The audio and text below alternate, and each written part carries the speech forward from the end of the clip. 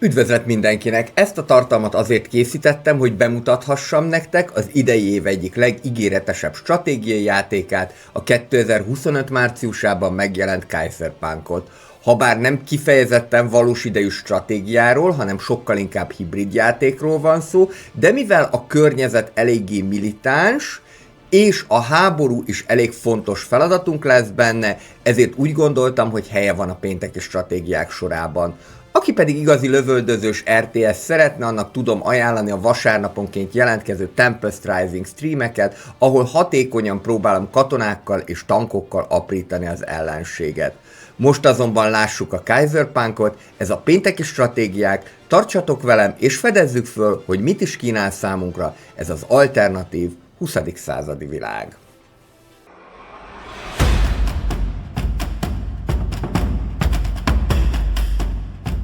Kezdeném akkor rögtön egy személyes élménnyel. Alapvetően féltem ettől a játéktól, mert amikor megjelent a trailer, illetve megjelent a játéknak a leírása, akkor eléggé bonyolultnak tűnt, nem tudtam, hogy vajon tudok-e majd azonosulni ezzel a fajta bonyolultsággal. Ez még akkor is így volt, amikor a tutorialt kezdtem el játszani, és aztán akkor, amikor már nem tutorial-lel játszottam, hanem rendes térképen, mint ahogyan ezt itt is látjátok, akkor kezdtem rájönni, hogy hát én ezt a játékot már ismerem, mert különböző játékokból emelt át elemeket, és ezeket párosította olyan szerencsésen, hogy abból szerintem egy egészen jó dolog lett a végére. Válasszunk térképet először, hogyha akarjuk, akár Nyugat-Európában is választhatunk térképet, gyakorlatilag bárhol a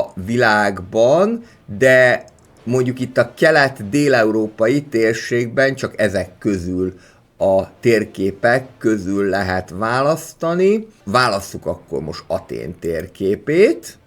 Gyorsan választok uralkodó és városnevet is.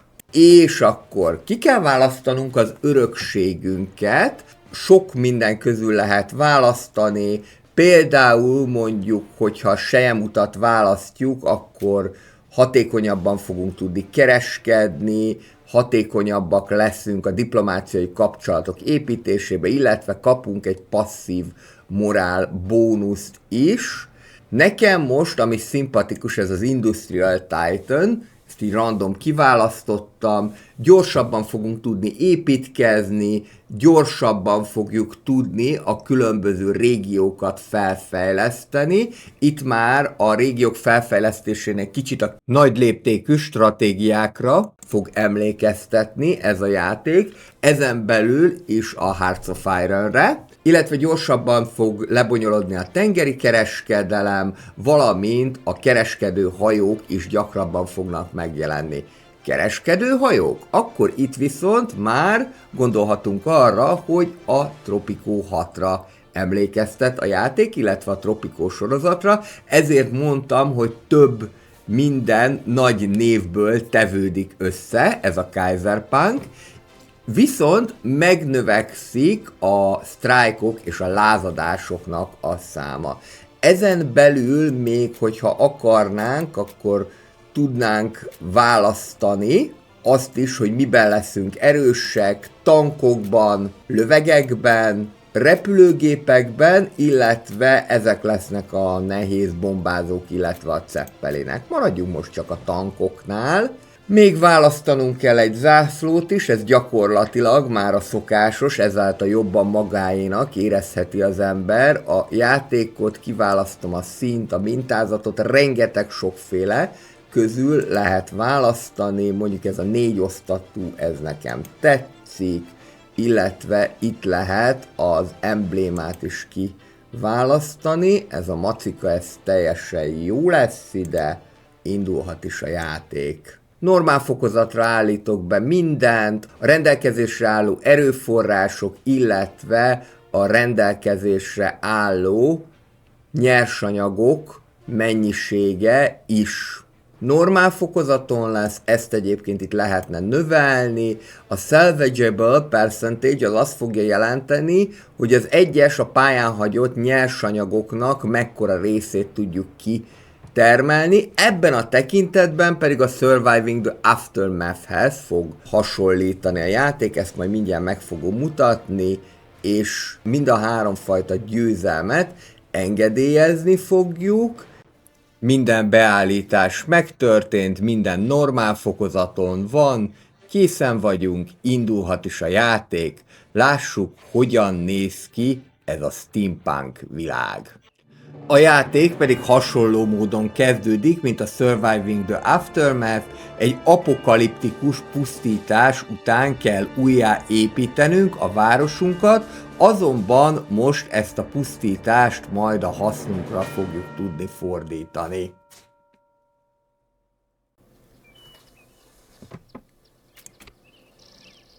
Az első dolog pedig, ami szembe ötölhet ezen a pályán, hogy rengeteg itt hagyott nyersanyag van, amiket majd mind ki tudunk termelni. Ez normál játékmód, és elvileg nincsen tutorial, de gyakorlatilag mégiscsak van, mert az elején még vezet minket a játék egy nagyon picit, hogy hogyan tudjuk az alapokat fölépíteni, és majd nekünk kell eldönteni a fejlődésnek a lehetséges irányát.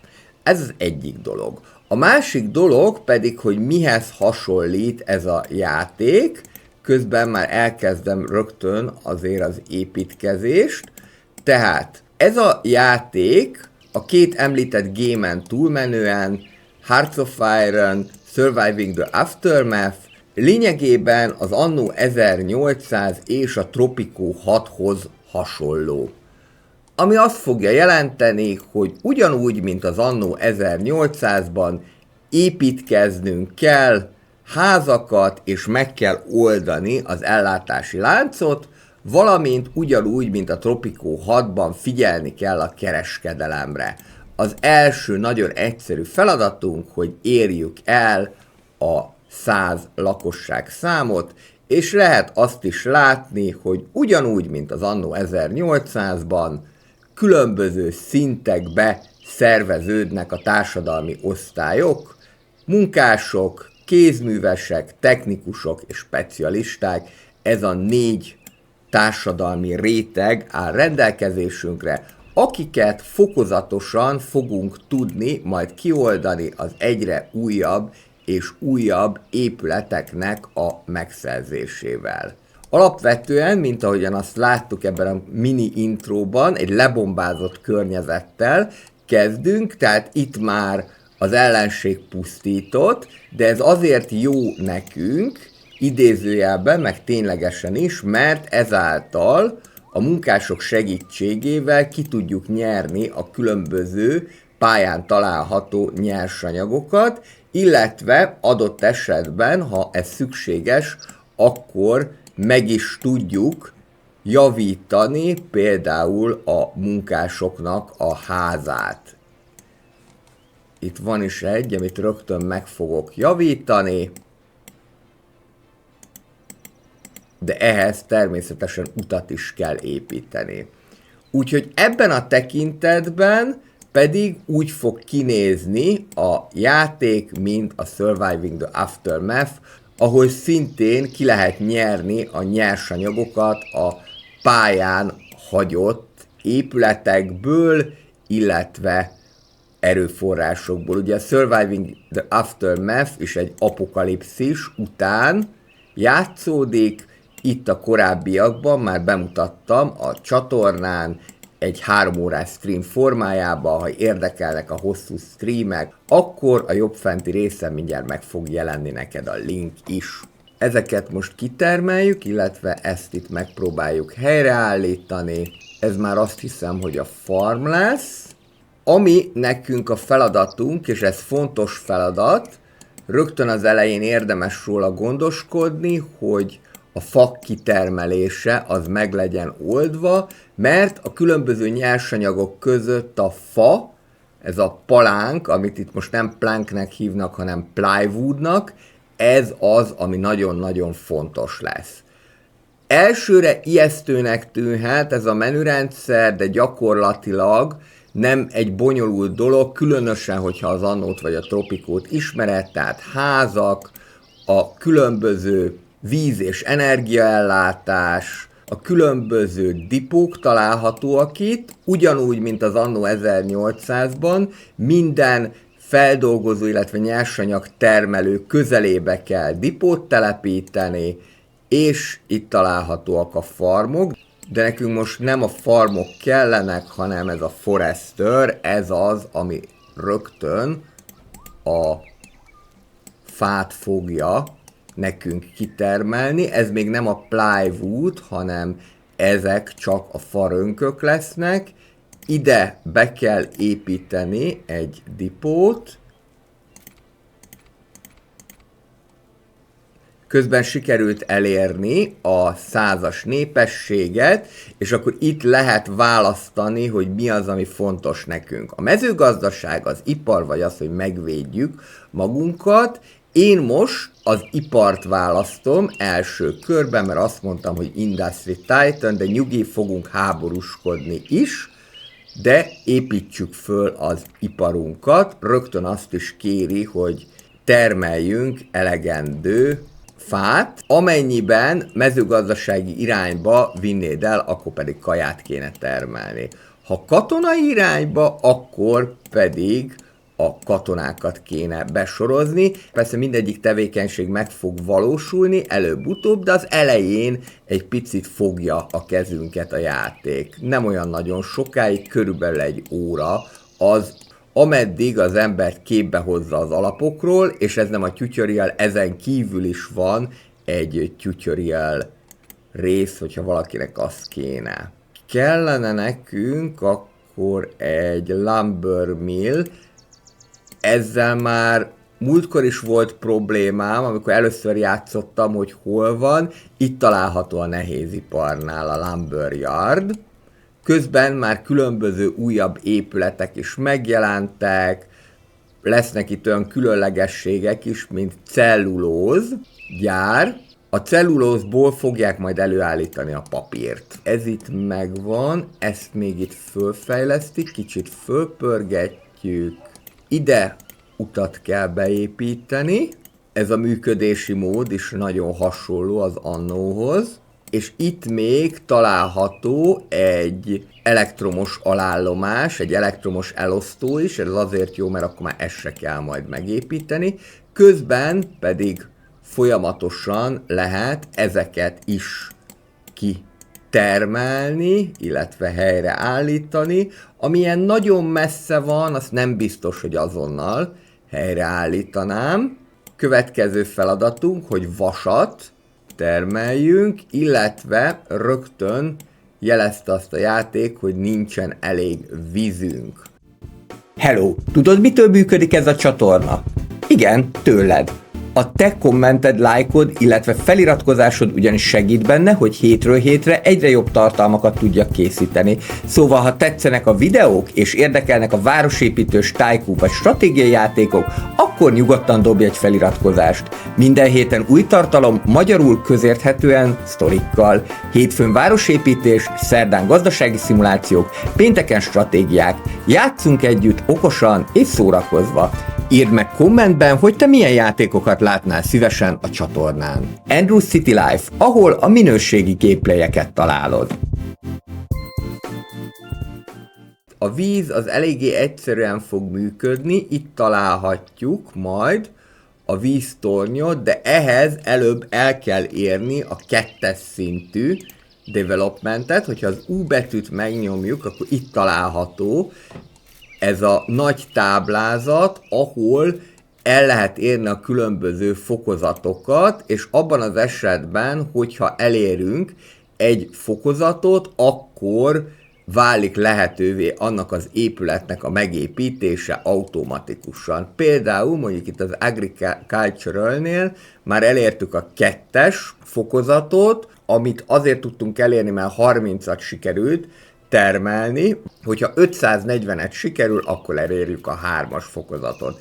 Nem mondom, hogy mindig egyértelmű, hogy mit akar a játék, egy picit meg kell nézni, hogy például mondjuk itt a livingnél Itt a lakosság számon fog függeni a dolog, de nem minden egyértelmű. Nekem még most sem, ezt majd meglátjuk, illetve ezt ki lehet majd tapasztalni, hogy hogyan történik a fejlődés, és 15 fokozat van mindegyikből, tehát ez rögtön egy jó hosszú szórakozást ígér. Itt például nincsen dipó, azt pótoljuk.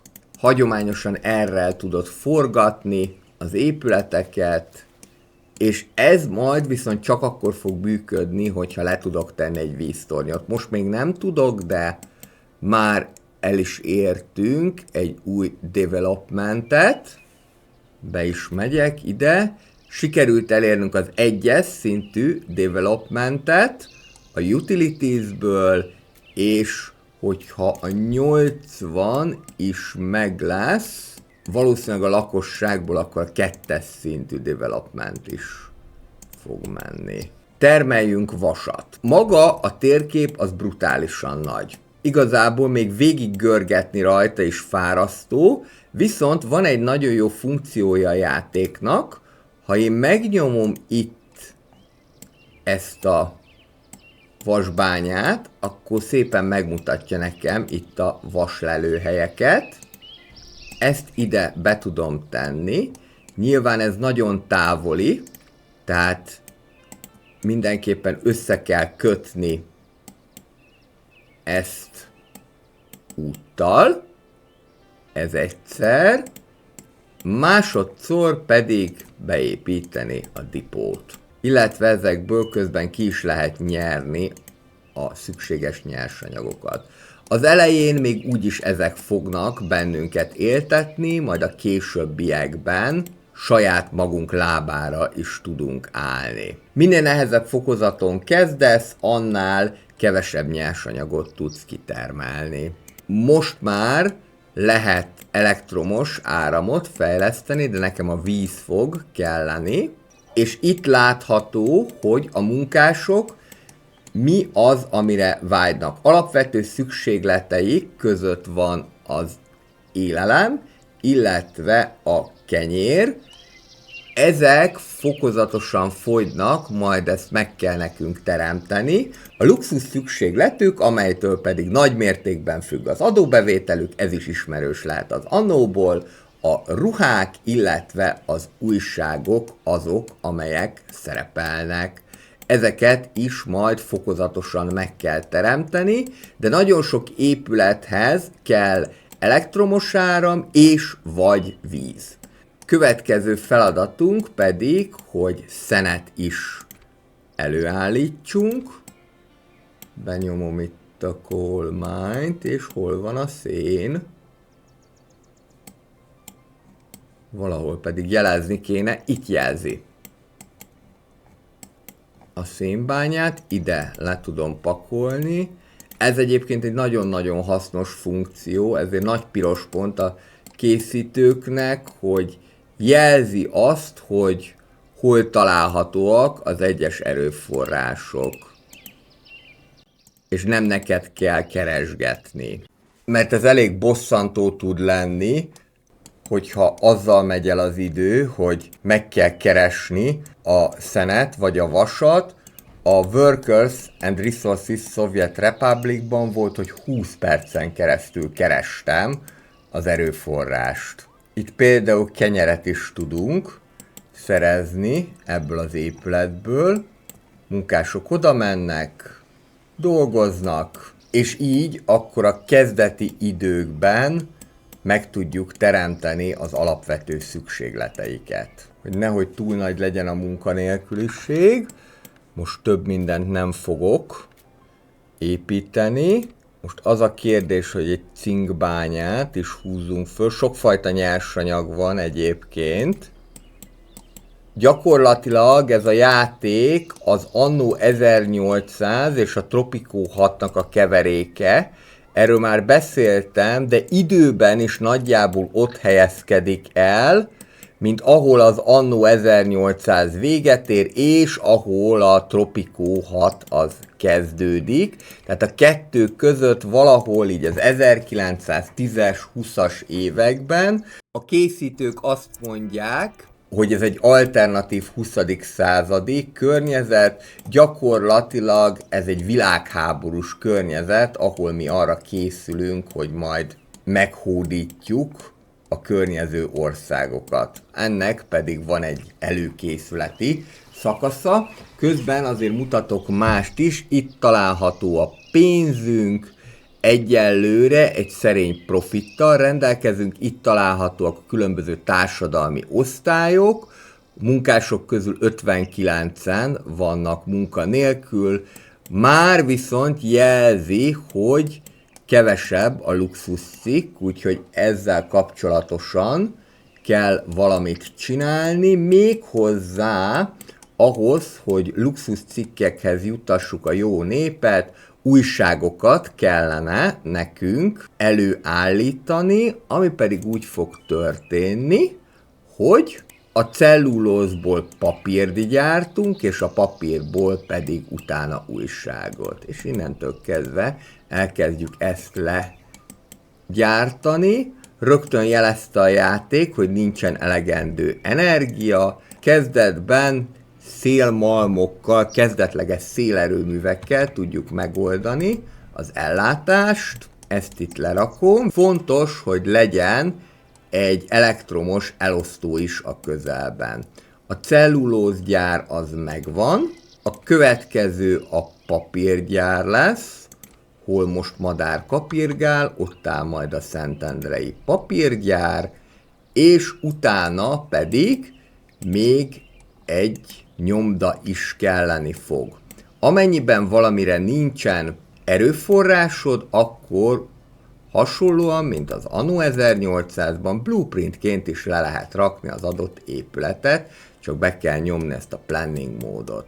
Az újság előállítása az nem tartozna a fő feladataink közé, de már játszottam egyszer a játékkal, és pontosan tudom, ha nem tudjuk megteremteni a megfelelő luxuscikkeket a jó népnek, akkor föl fognak lázadni. Különösen azért, mert ennél a játék beállításnál erre még hajlamosak is.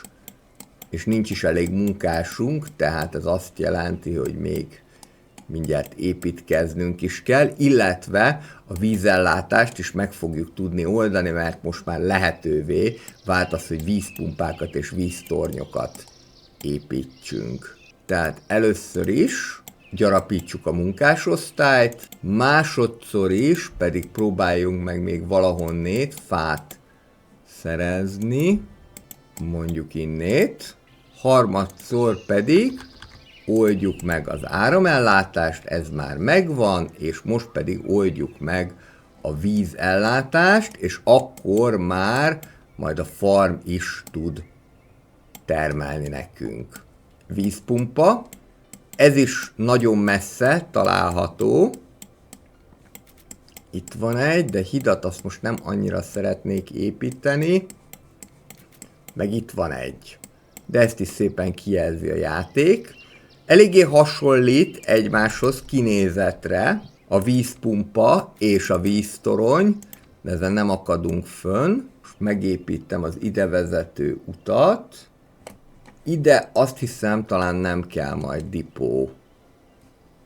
Hú, de hosszú vagy. Oké. Ez megvan.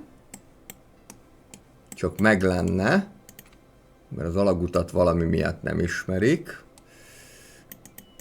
Ez így elég pronyó lenne, úgyhogy inkább így húzzuk. Így.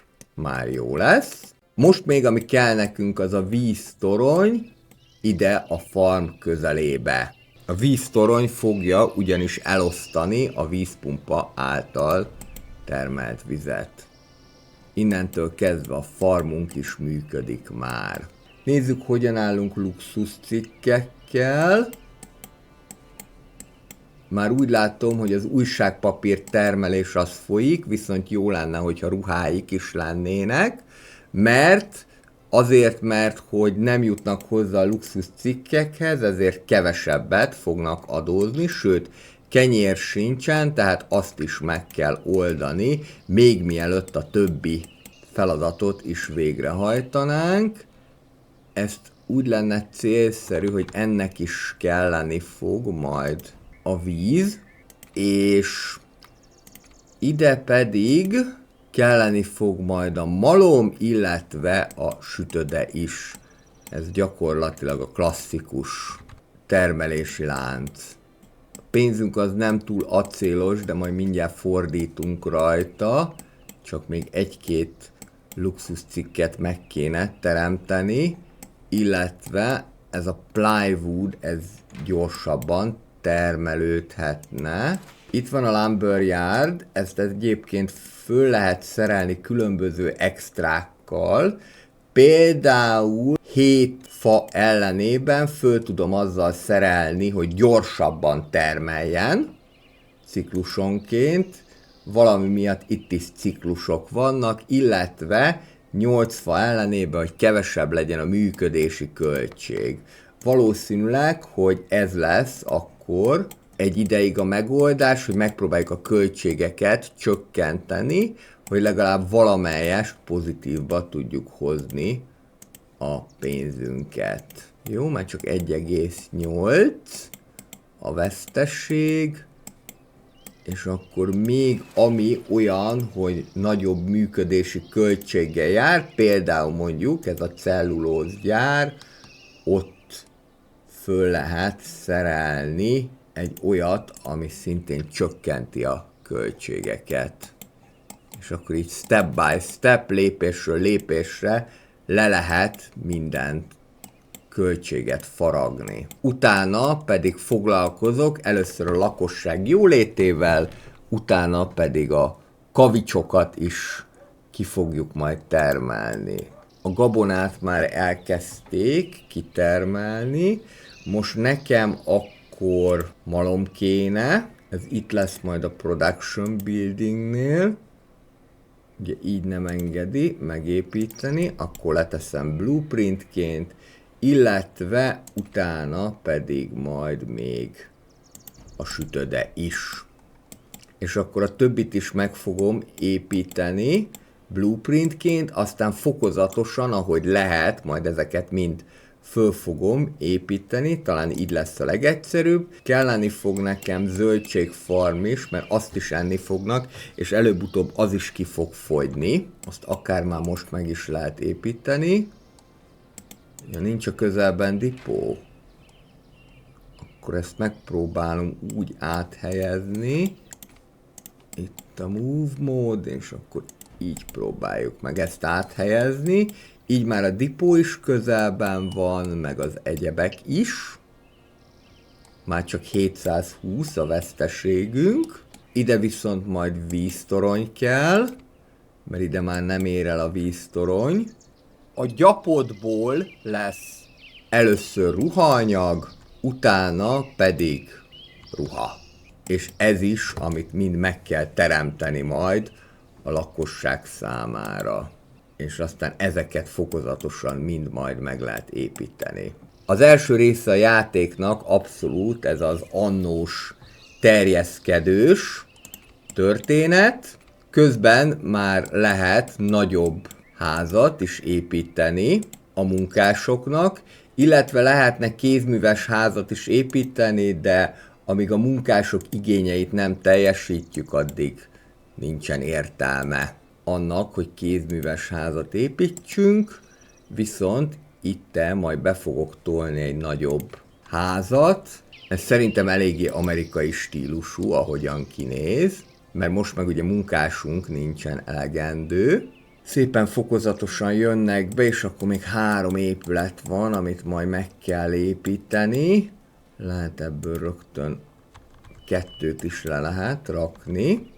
Aztán majd ezeket szépen ki is lehet dekorálni, úgyhogy direkt azért fogom majd ide rakni a másik lakóház sort, hogy meg tudja mutatni a dekorációt is. Itt elég sok minden közül lehet már most választani, a különböző virágok, sövények, ez a hedgis sövény, kerítés, és még nagyon sok minden más is van. Ezeket azért érdemes lerakni, mert alapvetően növelni fogják a lakosságnak a morálját. Például mondjuk egy ilyen sövényt ide le tudunk rakni, illetve kis fakerítést is. Fokozatosan építem meg a többi épületet. Célszerű először az azonos termelési láncokat megépíteni. Először legyen rendben a kenyérgyártás, és akkor utána pedig koncentrálhatunk a ruha előállítására is. Látjátok, milyen jól néz ki? Tényleg azt a feelinget hozza, amit nagyjából az Anno és a Tropico között gondolnánk annak a korszaknak az épületeit, illetve annak a korszaknak a hangulatát. 80% a lázadásnak az esélye, az nem annyira nagyon jó.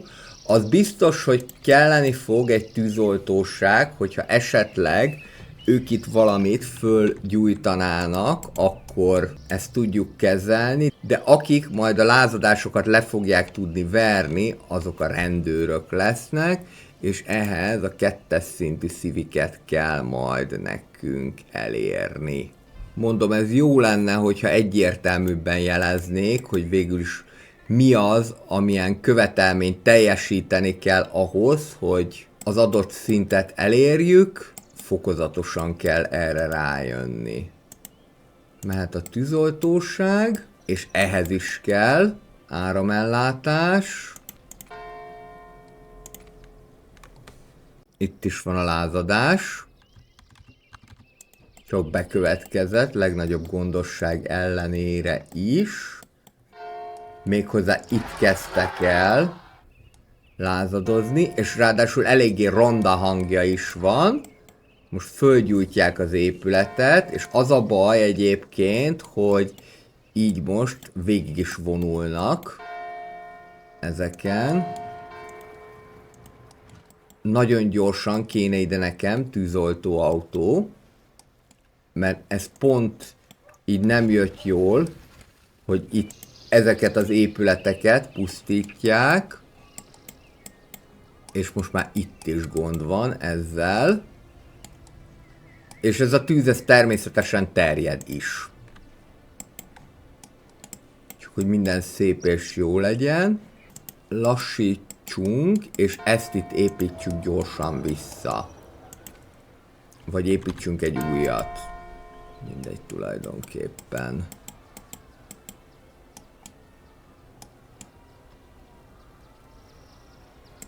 Úgy tűnik, hogy nem lehetett megúszni ezt a lázadást.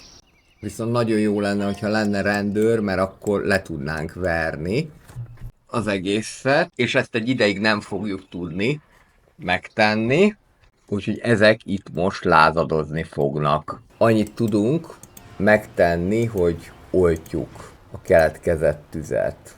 Szerencsére legalább nem az ipari körzeteket pusztítják, bár mindegyiket egy kicsit leggatyásították, föl lehet javítani ezeket ezzel a villáskulccsal, és akkor így vissza tudjuk állítani az épületeket a kedves egészségbe. Úgy tűnik, hogy most már elvonultak a lázadók, de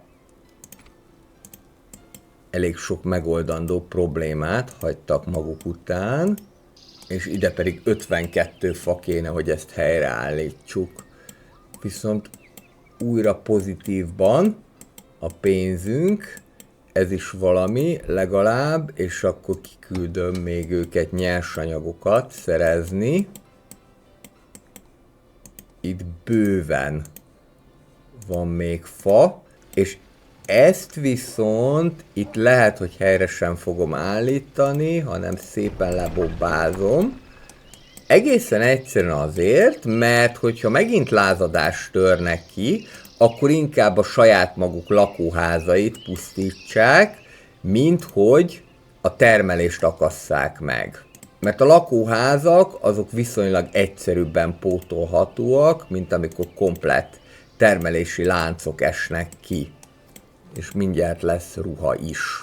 Még ezt is följavítjuk, és akkor azzal már úgy tűnik, hogy sikerül helyreállítani a problémákat, és akkor most kezdhetünk el koncentrálni a fő feladatunkra, ami pedig a kavicsnak a kitermelése.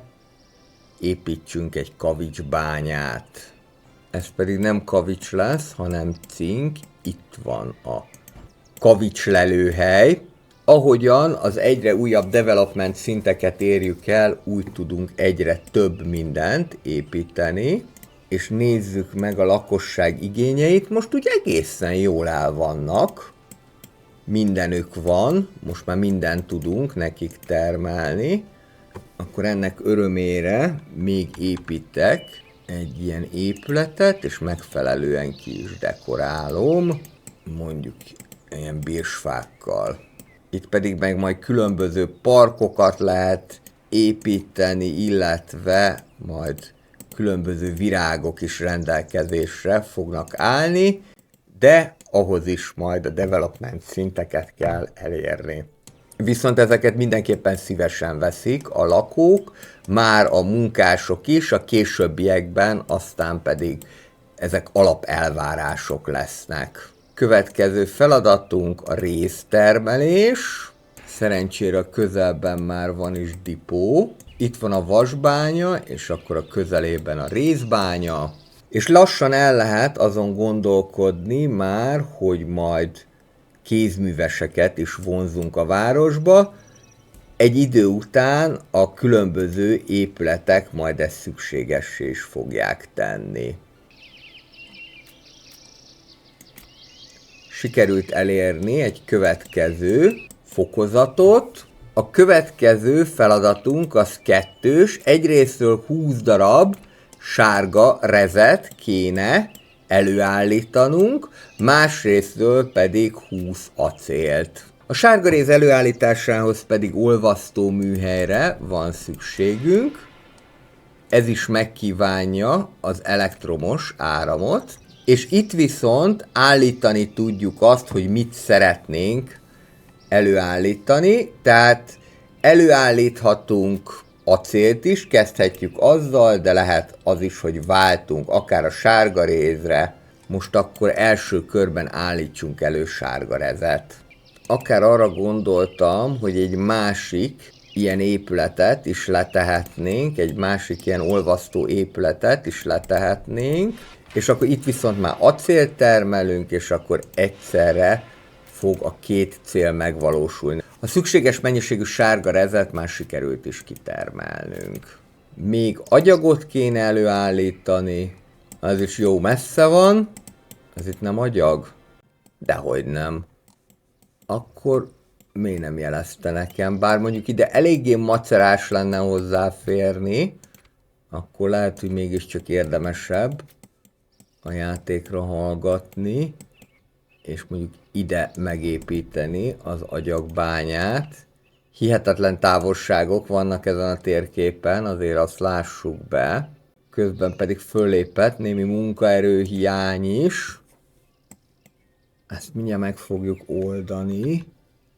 Előbb hadd rakom le a dipót, hogy tudjunk építkezni. Ide berakok még egy nagyobb méretű bérházat. Már lehet általános iskolát is építeni, amit mindjárt meg is fogok tenni. Csak ez 90 deszkába fog kerülni, és a játéknak egy mérföldkövéhez érkeztünk el, föl lehet fejleszteni a városházát.